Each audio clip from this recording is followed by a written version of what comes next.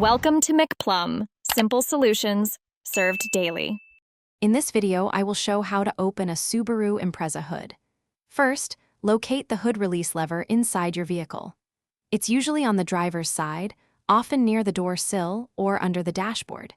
Give this lever a firm pull. You should hear a distinct click as the primary latch releases. This action prepares the hood for the next step, allowing you to access the engine bay safely and easily. Now move to the front of your Subaru Impreza. Gently lift the hood a few inches, you'll feel some resistance. Look underneath the hood, right above the grille, for a small secondary safety latch. This is a crucial safety feature.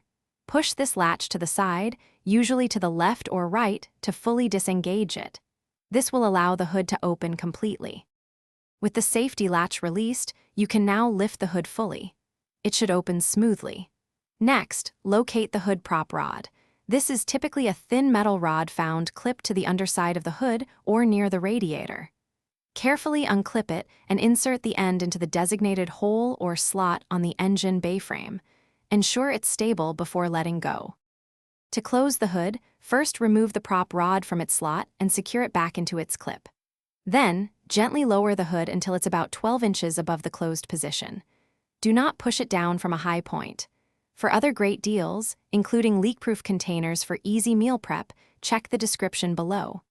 Finally, press down firmly on the hood with both hands, ensuring both latches engage securely. Give it a slight tug to confirm it's fully closed before driving.